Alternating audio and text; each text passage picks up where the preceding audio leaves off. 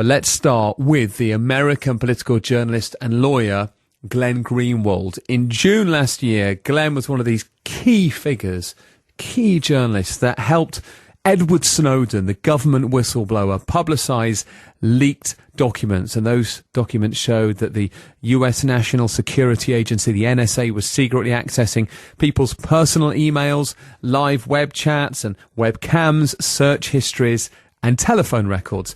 Now, Glenn is part of the team that brought you those stories at The Guardian and The Washington Post, won a Pulitzer Prize for his work, and he's now written a book as well about his part in publicising and publishing the Snowden files. This is Glenn Greenwald's only UK broadcast interview about his new book called No Place to Hide.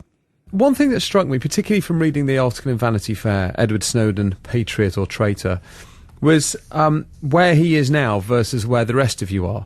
And he is living somewhere in Russia, in a house with apparently the curtains drawn. He says that he lives like an inside cat. He seems to me to be almost a prisoner. And I imagine he's quite scared, and apparently he's applied to live in other countries. He doesn't seem happy. And I look at you guys, Glenn, and you've got your book out, and you're part of a Pulitzer-winning team, and The Guardian and The Washington Post have done so well out of this. And I guess at the end of it all, I think, what's in it for him? What was in this for Edward Snowden? Well, first of all, I don't actually agree with the characterization of his current state of mind at all. You know, having spoken with him more or less every single day for the last 10 months, in fact, I know that that's not the case. When we were in Hong Kong, the working assumption of all of us, including him, probably especially him, was that very shortly after we began doing the reporting, he was going to end up in the custody of the United States government and would be in prison for the rest of his life. And that was something he had come to peace with and was actually perfectly tranquil about because he knew what he was doing. Did you try and talk him out of it? Well, this is a man who's under 30 saying to you, I know when I release these documents I may well go to prison for the rest of my life. Did you not try and talk him out of it? I spent probably the vast bulk of my time when I was questioning him trying to understand two things. Number one, his motive, and number two, that it was an act of agency and autonomy, that it wasn't some impetuous decision, that he did it with open eyes. And he was adamant about the fact that this was something that he felt he had but no choice to do, that he did not want to live the rest of his life knowing that he failed to take action in defense of his principles and let these injustices linger. And so, you know, you can talk about him as 29 years old, and he is, and that in I think every society in the world is regarded as an adult.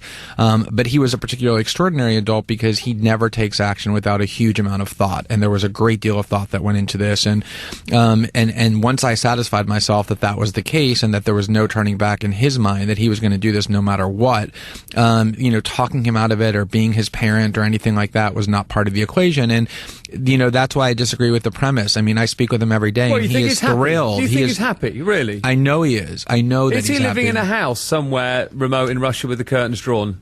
Is that true?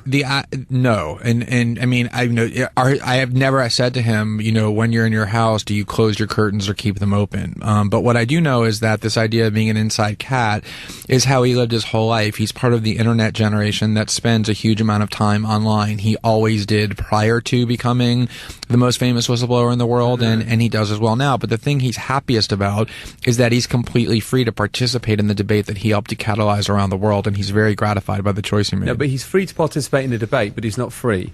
And I just come back to my point that it seems to me that for you guys, the journalists, there's just so much upside. And I know, I'm sure you've been through moments of great anxiety, and we'll come on to that. But generally for you guys in the Washington Post and Alan Rushbridge at the edge of the Guardian and the newspaper, it's kind of all glory and upside. And I know he's the most famous whistleblower in the world, but he's not really got his liberty. The cost to him is enormous. If you could rewind the clock, would you change any of this? No. Nothing. No, nothing. I would, I think the act that he did inspired huge numbers of people around the world. And I talk about in the book the fact that he's one of the most at peace people I've ever met. And the reason is that he, as he puts it, he puts his head down on his pillow every night, feeling as though he did something extraordinary for the world and took a self-sacrificing act in defense of political principles. And there are very few people who can actually say that. I mean, it's true in every story. I don't know what's unique about this, where the source who leaks information to a journalist is the one who ends up getting in trouble, gets prosecuted, while the journalist gets accolades and prizes. That's the nature of the journalist-source relationship. That's the choice that he made as an insider inside this agency, and he knew exactly what he was doing and what the consequences would be. I think some of the most exciting elements of the story come from your first meeting with him in Hong Kong and his time in Hong Kong and his departure from Hong Kong. Let's talk about that. This comes in the second chapter of your book. So your book, Glenn Greenwald, is called No Place to Hide, and that chapter is called 10 Days in Hong Kong. Tell us about that first meeting with Edward Snowden. We had just gotten off the plane and heard from him what his plan was about how we were going to meet him. And of course, at this point, we had no idea who he was. We had just learned his name from the documents the day before, but we still didn't know how old he was or where he worked, or what he looked like, or really anything else about him. And so he was staying in this hotel, and he had a very elaborate plan where he wanted us to go to a part of the hotel. And this kind of shows how he thinks everything out. That was, in his mind, not so traffic that we would be noticed if we went there, but not so deserted that it would be unusual if we met there. And so he picked a room in a sort of conference area part of the hotel, asked us to sit on a couch in front of this gigantic plastic green alligator that lay on the floor decoratively, and had very specific times for when we were to meet there, and if he didn't come, to leave and come back. And he said, "You'll know me because I'll enter the room and I'll be holding a Rubik's Cube." Yeah. And he walked in at exactly the second time that he indicated he would. I think he was surveilling us to make sure that we weren't with anybody or hadn't been followed the first time. Wasn't there a line about whether the food's any good at a local restaurant or something? Yeah, as well? he'd given us a code question that he wanted to speak aloud when we were in the hallway, asking an employee, "Is the food good?" or "What time does the restaurant open?"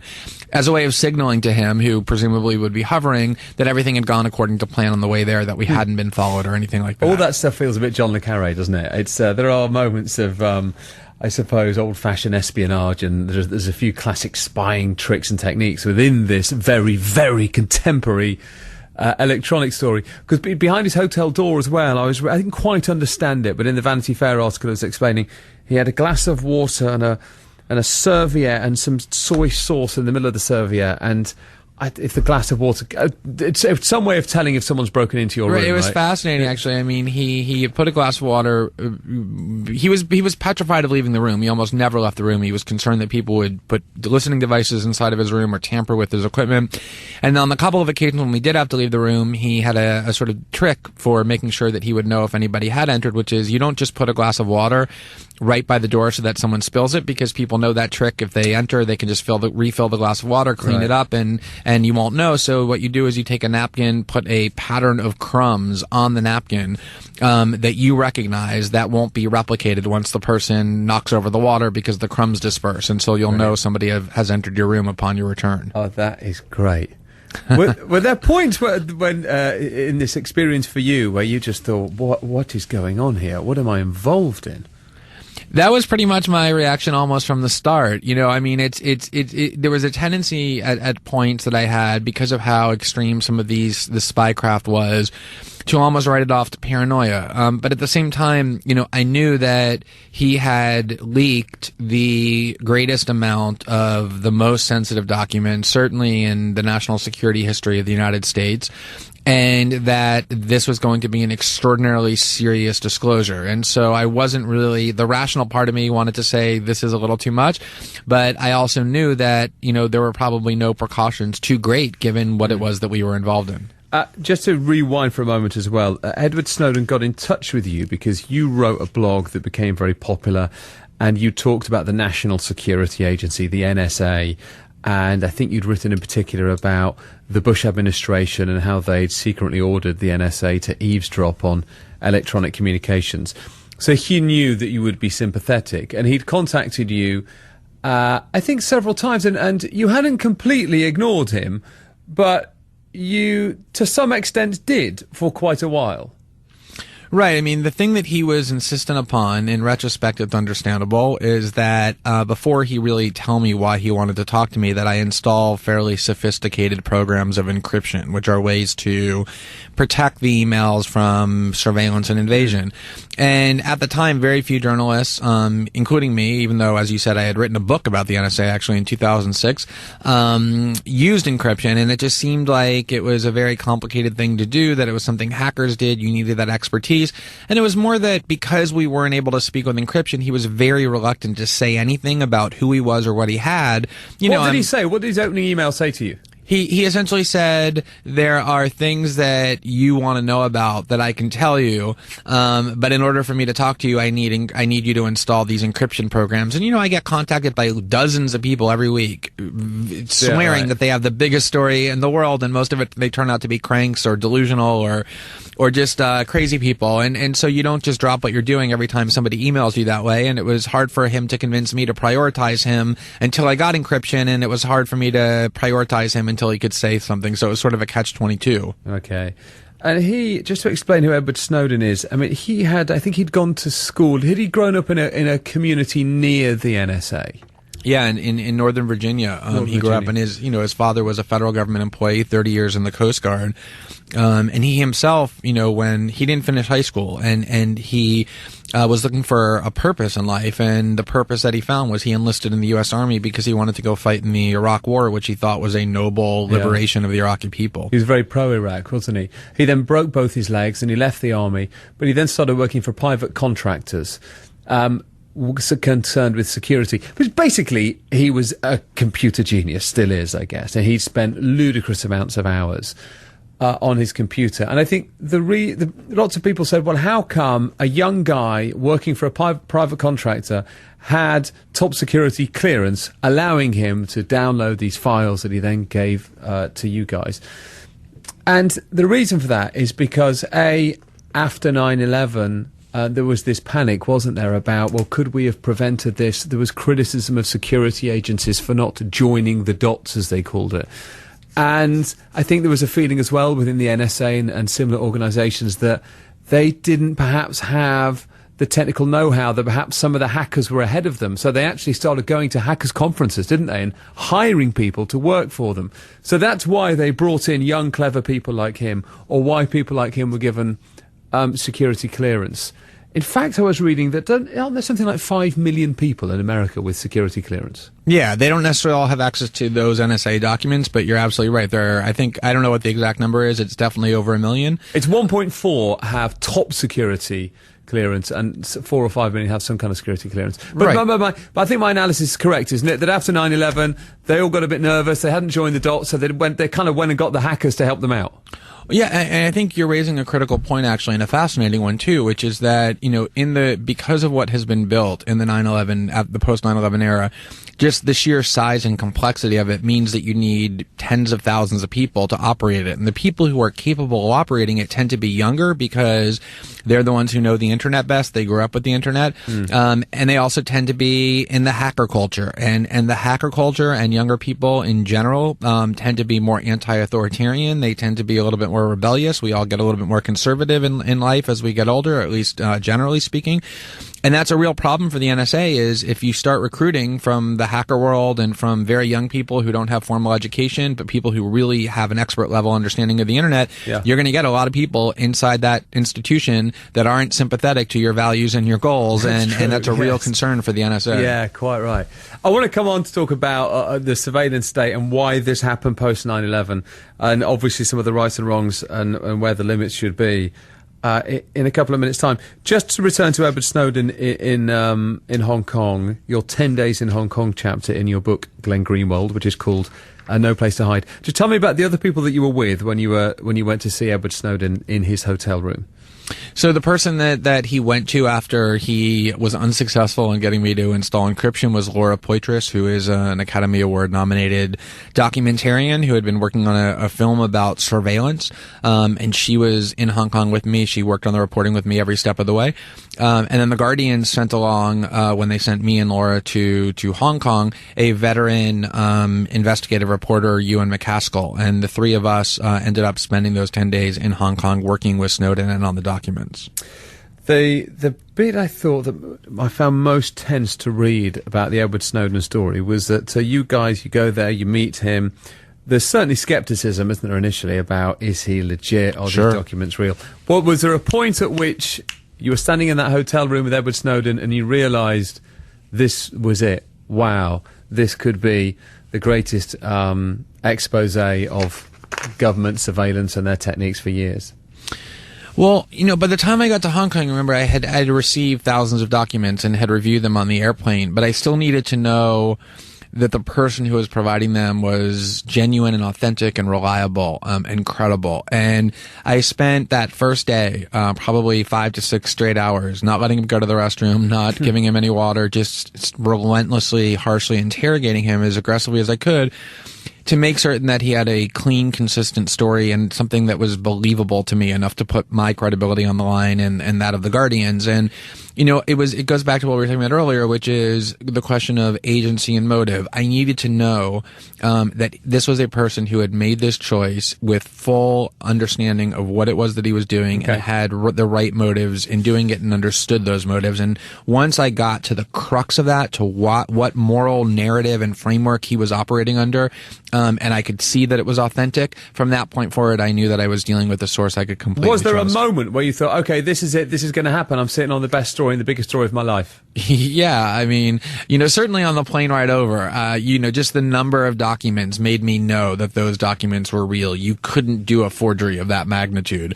And that was incredibly, I didn't sleep for 16 straight hours, even though I was already sleep deprived on the plane, because the ecstasy of knowing that this was in my possession and that I was going to be able to start publishing it and reporting it and showing it to the world was overwhelming. Is it illegal for you to hold those documents? No, I mean, there's and I know it's not the case in the UK, but in the United States, we have a constitution that protects a free press. And so, there's certainly a debate about the legal rights of journalists to publish top secret information, but none has ever been prosecuted. And the reason for it is because of the constitutional guarantee that would probably bar the government from doing so. Okay. Laura as well put her phone in a fridge. There's another little detail from that meeting in the hotel room. Because apparently the security agencies, even if your phone is off, they can turn it on and use it as a microphone. Is that true? Yeah, and that's one of the things that I said earlier, that I sort of wrote off to paranoia initially, was they demanded at all times that we put our phones in the refrigerator or even outside the room, because they claim that agencies could remotely activate them and use them as surveillance devices. And I went and researched it after they told me it the first time. And not only do agencies do that, there's court cases in the United States approving the FBI and the NSA's use of other people's, they can turn your own cell phone against you by remotely activating it. And they can turn it on device when it's off and use it as a microphone. Same with your webcam on your computer. There are cases now about that as well. It's too much. Is it also true, and this comes from when the Guardian was holding documents at its offices near King's Cross, and Alan Rushbridger was warned about the vulnerability of them and conversations people might have in his office, and he was told that it is possible for security agencies to train a laser on a plastic cup in an office and listen to the conversations in the office. Yep, that is absolutely the case. No, but he was told that, but is it actually feasible? Not just that he was told that might happen. Is that actually a credible thing that can happen? Do you think? Yeah, the NSA has all sorts of extremely sophistication. I don't know for certain that they can do that. I know Alan was told that. I don't know for certain that they can. Okay. The point I made a moment ago is the bit that I found most thriller-like, because I think if you don't know the details of the Edward Snowden case, then you might just maybe if you only paid cursory attention to it, you perhaps think it's about a guy in his 20s sitting at a computer, downloading some files and handing them over to someone. And actually, there are incredible thriller-like moments.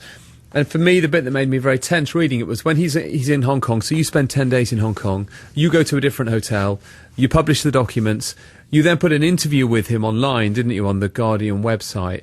And I think a journalist recognised a lamp in his hotel room and worked out which hotel he was in. And a load of journalists descended on that hotel. He then fled that hotel and went into hiding, and he had, I think, a lawyer or two with him. And at that point, America asked Hong Kong to arrest him, didn't they? Yeah, and to turn him over to U.S. custody.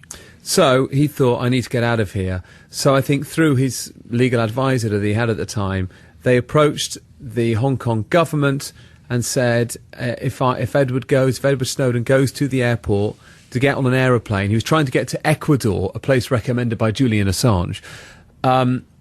He asked the government, if I go to the airport, will you arrest me or not? And he was kind of given an indication that they probably wouldn't, wasn't he? Yeah, I mean, it was interesting at the time. There was a lot of mockery of him in the American press for having chosen Hong Kong. And I remember there being an article in the Washington Post and one in the New York Times strongly implying that Hong Kong was a terrible choice because Hong Kong authorities were clearly going to cooperate with the U.S. And as it turned out, Edward Snowden, as usual, was multiple steps ahead of other people because Hong Kong was a great choice. They didn't turn him over to the U.S., and they ultimately did let him leave. And they even issued a very defiant statement. I remember on the day that he left, essentially saying the U.S. has asked us to turn him over, but unfortunately the forms they filled out, they didn't properly fill them out. And so unfortunately we just can't satisfy your request, and now he's left. And according to Vanity Fair, the reason Hong Kong said, the forms weren't filled in properly, we couldn't arrest him, that wasn't really true. This is their claim. Basically, Hong Kong just wanted to let him go and wanted shot of him and didn't want the hassle of arresting them and handing him over, etc. They wanted him out of the country. But my point about it being a thriller-like is Edward Snowden had sort of got a promise from the authorities in Hong Kong that if he went to the airport, they wouldn't arrest him and they would let him get on his aeroplane.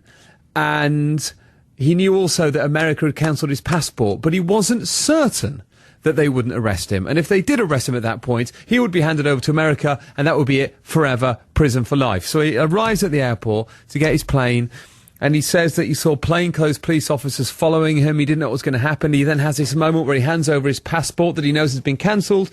Won't they let him on an aeroplane? He gets on the aeroplane. But what a tense few minutes.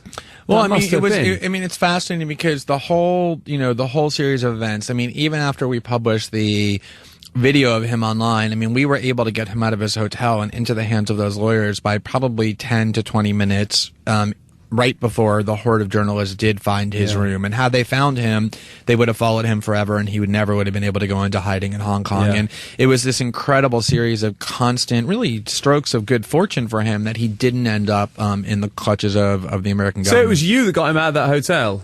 Well, it was his lawyers, essentially. But yeah, I certainly found the lawyers for him and got them over there. Let's talk a little bit about... So anyway, he goes to Moscow. He's meant to get another flight the next day, I think, to Ecuador, but never gets on the flight and stays in Moscow. How about your own personal security?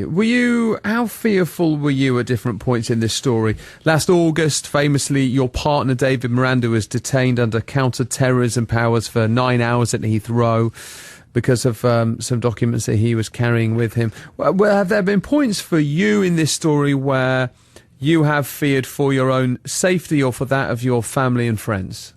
Sure. We certainly tried hard. I tried hard. My partner did as well in terms of supporting me. Not to let that in any way deter the work or you don't want to focus on that. But, the one incident that happened was when I was in Hong Kong, Snowden urged me to make a copy of the archive he had given me and send it to somebody whom I trusted because he was concerned that if mine was stolen or damaged, I wouldn't have access to it. And so I told David when we talked on the phone via Skype, I was in Hong Kong, he was in Rio de Janeiro, that I was going to send him an encrypted archive of documents, and he should place that somewhere safely in a cloud online. And 48 hours later, his laptop was stolen from our home. Nothing else was taken. Wow. It never happened before. How did they get in? We have no idea. The Brazilian Senate actually voted to provide us federal security for our home because a lot of the reporting we were doing involved Brazil. And did they? Did you have federal security at home? It's something I'm not permitted to talk about, the security, but they've publicly voted to provide it. Who stole that computer? We have no idea. Who do you think stole it? I tried really hard to say we have no proof this is even connected. I didn't want to become one of these paranoid people who attribute every unexplained event in life to the CIA. But, the Guardian's lawyers and other people were making the point very strongly that this was a time when the U.S. government had no idea what Edward Snowden took or what he gave us. And there were lots of people who had a high incentive to find out what was in that archive. They have I think it's the second most robust CIA presence is in Rio de Janeiro of any station in the world. Really? And so, there were lots of reasons to think it was connected. Okay. But you did feel for your safety at times? Fear for your safety? Sure. I mean, there were definitely clear risks. When you have many tens of thousands of top secret documents that every government in the world would like to get their hands on, of course there are risks that you have to take seriously. Are you still scared? No, I was never really scared. It was just trying to look at the risks rationally, and understand that they're there and take the precautions that were reasonable that you can. Are you coming to the UK to promote this book? I'm not. That's the one country that I don't feel comfortable coming to. Explain why not. And the UK has, been very clear about the fact that there is a pending active criminal investigation into not just the transport by my partner of those documents, but the people who were working on the documents, including The Guardian and myself and Laura Poitras. There is no constitutional protection for journalists in the UK. They have a history of prosecuting journalists, such as Duncan Campbell, who uncovered the GCHQ. The media and political climate in the UK was incredibly supportive of the idea that The Guardian editors should be put in prison for the reporting that they were doing, and I just don't think it's a trustworthy place to be if you're a journalist reporting on British government secrets. Ever again? I don't want to say ever again. I mean, ever is a long time, but certainly for the moment. Okay. Glenn Greenwald is with me. His book is No Place to Hide, Edward Snowden, the NSA and the Surveillance State. Glenn, one of the key journalists who published and helped to publish the files that Edward Snowden obtained about the surveillance state. Let's return now, though, to Glenn Greenwald. Glenn has written a book about how he helped Edward Snowden publicise leaked documents about unlawful security practices by the US National Security Agency, the NSA. This is his only UK broadcast interview. He's talking to me from New York because he fears arrest if he comes here. The Edward Snowden story is fascinating and so much more thriller-like than you might imagine. So Glenn Greenwald's book, and Glenn co-won the Pulitzer Prize for this, by the way, for his work on this story. The book about it is called No Place to Hide, No Place to Hide. And I asked him to tell me about it. One of the documents that they exposed that really summed this all up to him, one that was particularly important. The debate over the last 10 months has mostly entailed the NSA and GCHQ assuring the public that this is a very targeted, discriminating system of surveillance that only is intended to monitor the communications of bad people, terrorists, and the like.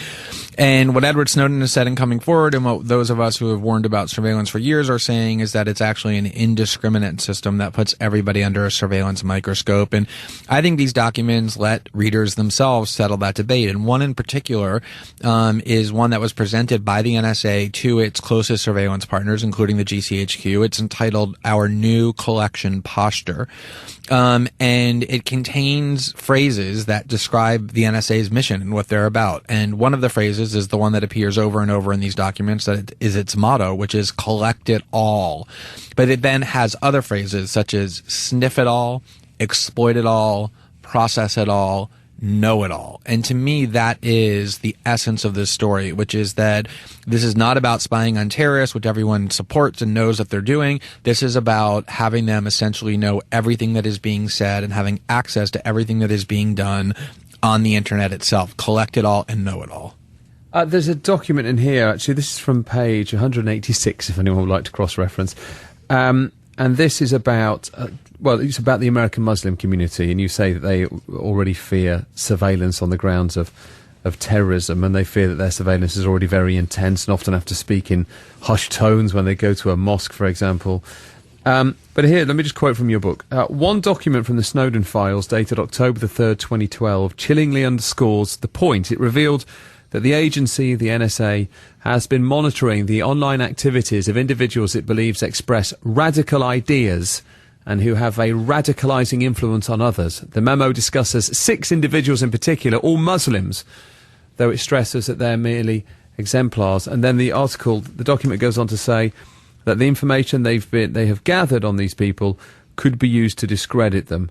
For example, where they've seen them viewing sexually explicit material online, that could be used to discredit the authority of these individuals within their community, where they've noticed them perhaps using donations to cover personal expenses, and there's a couple of other examples on there.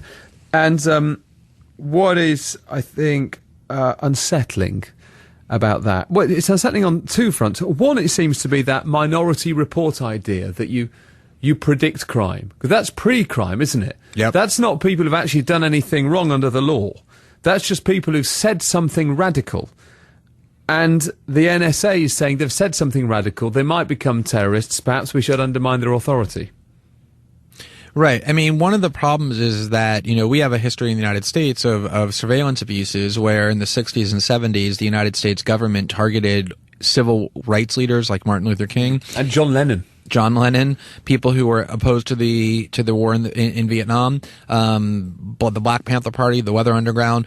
There's a tendency of people who wield power to view anybody who opposes their power as not just being dissidents, but threats. And so this kind of mindset can very easily morph from this person is a dissident opposing what we're doing into this person is a threat or even a terrorist, who we should use our power to stop. And that's the real danger of allowing unchecked power, and specifically surveillance authorities. But if they are a threat, then they should be using their power. It is a grey area, though, isn't it? This is difficult. I mean, just to focus on that example we've got there. So these are 6 Muslims, according to this particular document released by Edward Snowden, that the NSA was monitoring, who had expressed radical ideas, whatever that might mean. And they then, as I say, went on to monitor some of their other activities, which would be inconsistent with their reputations and how they were seen within their community, and that's how they could undermine them. But first of all, if the NSA is monitoring someone and that person says they're monitoring a group of Muslims and they talk about bin Laden and him being a great thing and them celebrating attacks on the West and supporting Al-Qaeda, would it be illegitimate for the NSA to then be worried and start monitoring those people? I mean, it's hard to answer in the hypothetical, but in general, even under the rulings of the U.S. Supreme Court, advocating violence or advocating the idea of violent overthrow or violent attacks is justified, is protected constitutional speech. So, for example, let's say you're a Muslim. In an email, if you say bin Laden was great and I hope there's some more terrorist attacks on the United States, sure, there's nothing illegal about saying that. I mean, I could go on the radio and I could argue that, the 9/11 attacks were justified because of decades of violence in the Muslim world by the West, and that's a perfectly protected opinion. When does it become illegal? When you take action to engage in criminal acts, when you start putting bombs together that you plan to use to blow up civilians, when you start thinking about flying airplanes into buildings and the like. What about if you suggest other people take up arms? Yeah, and I mean that becomes protected speech. I mean, but here's the reason why it's so hard to answer in the abstract. There is a very substantial strain of opinion, not just in the Muslim world, though certainly there, but also in the West, that says the following, and it's a reasonable view, which is the reason that terrorism happens is because there has been decades of U.S. domination of the Muslim world. They've bombed us, they've droned us, they've supported our tyrants, they've overthrown our leaders, they support all sorts of heinous acts that kill us, they support the Israelis as they engage in aggression, and because of this ongoing violence against Muslims by the West, Muslims in that part of the world have not only the right but the duty to bring violence back, to defend ourselves through violence. That is an opinion that is seen around the world, in large places around the world, is not just a reasonable one, but is a correct one. And so if you start trying to criminalize thought that way, to say that kind of an opinion is so criminal that we're going to consider you a terrorist simply for believing it or expressing it to your friends or anything else, you become essentially the thing that you're claiming to fight against. And I think that's where the problem starts. But Glenn, I'm still saying, I think we have to try and see why we got to this place, or why America got to this place in particular, although GCHQ appears to behave in a similar way. But post 9/11, there was a feeling that the security services hadn't connected the dots and that they hadn't shared information, and that just maybe if they had, this could have been prevented. And it turns out that there was some intelligence around about bin Laden and plans to attack America. And so after 9/11, the NSA, I think, became a lot bigger, and there was this huge pressure on them to get in there and prevent another terrorist attack. It had to be stopped, it had to be prevented. And so they hired hackers and they started monitoring communications, looking for radicalized people expressing and making comments that were sympathetic to terrorism or that might indicate they themselves would get involved in some kind of attack on America. And well, I guess what I'm saying is, imagine you run the NSA and someone shows you this data that they have essentially wiretapped, in which some people are expressing support for bin Laden and saying that they hope there are more attacks on America, as an example. And I know I'm using a hypothetical. I realise that's protected as free speech under the Constitution.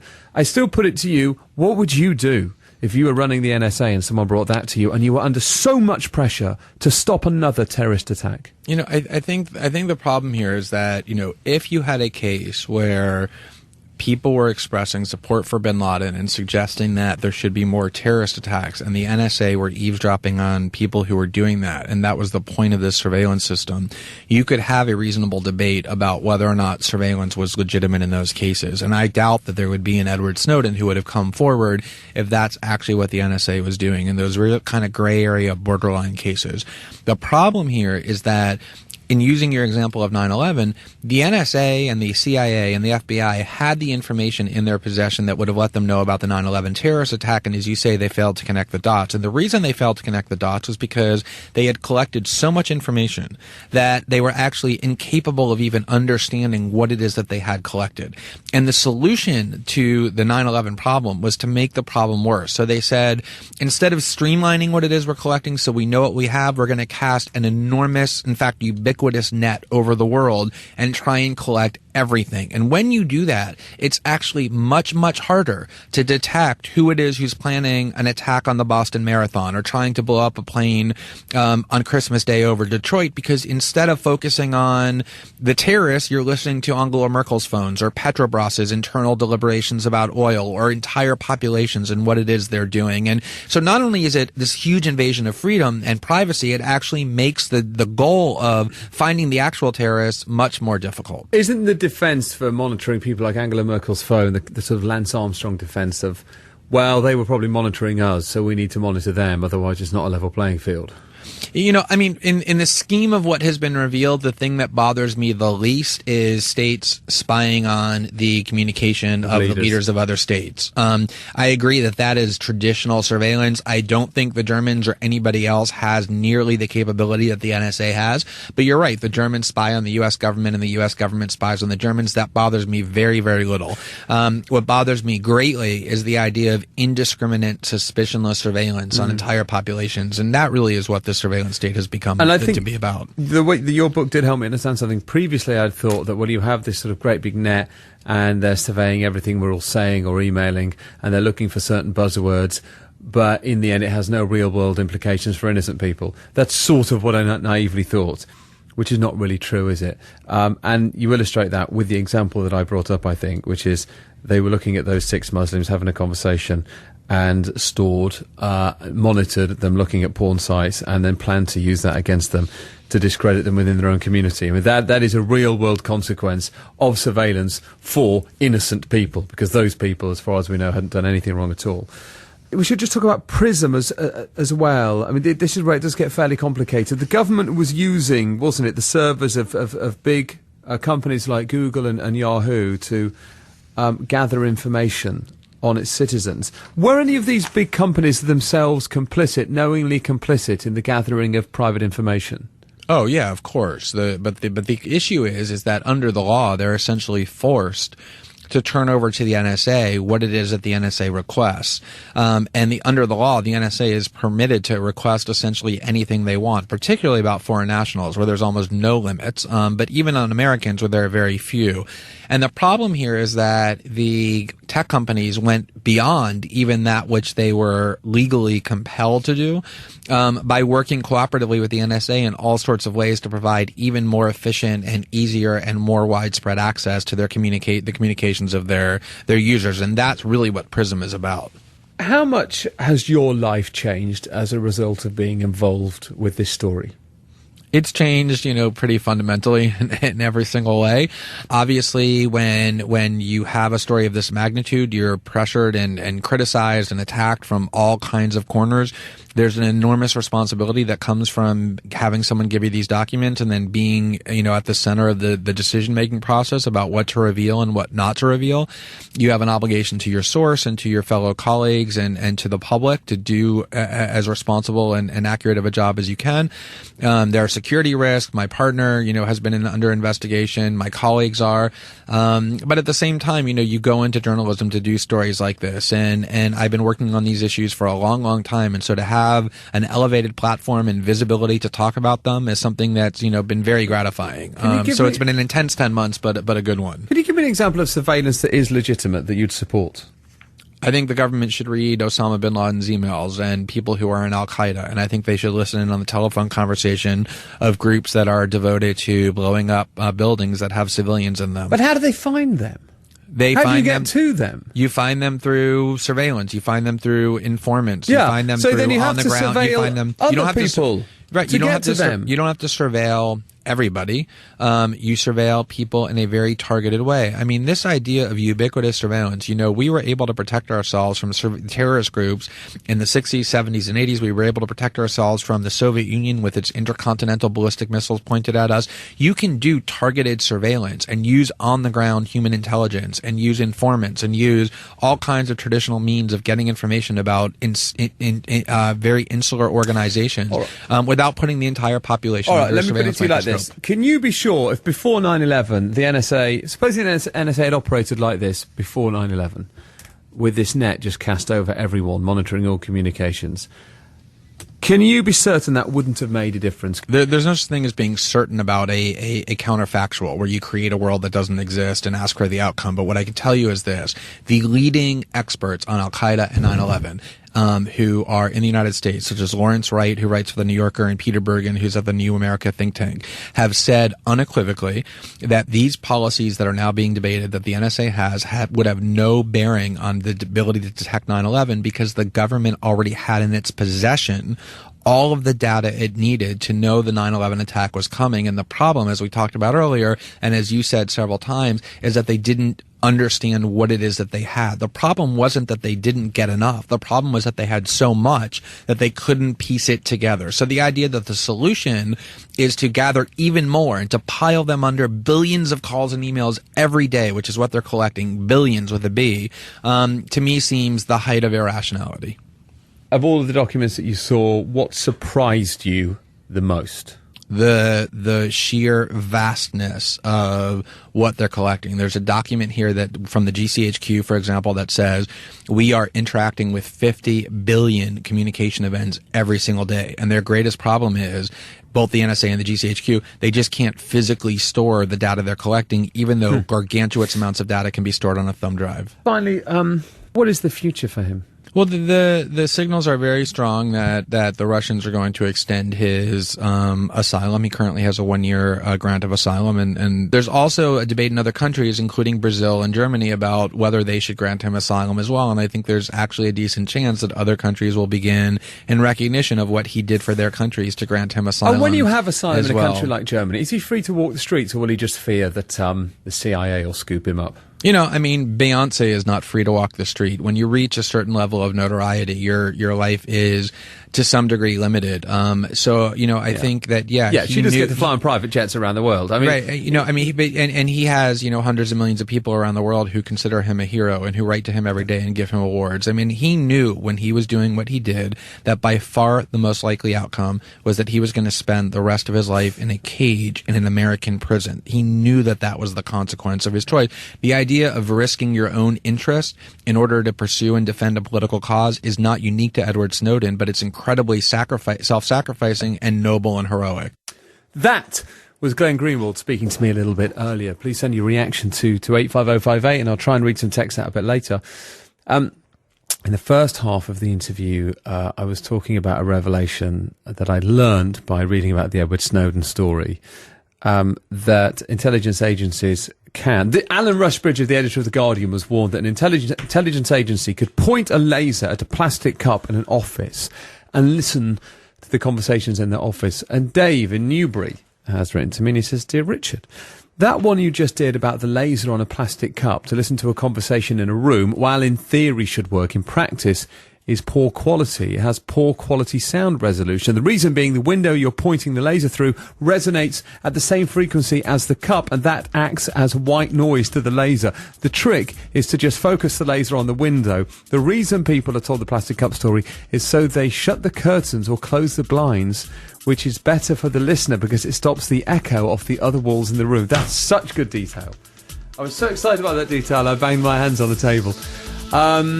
By the way, Glenn's book is called No Place to Hide. It is out right now.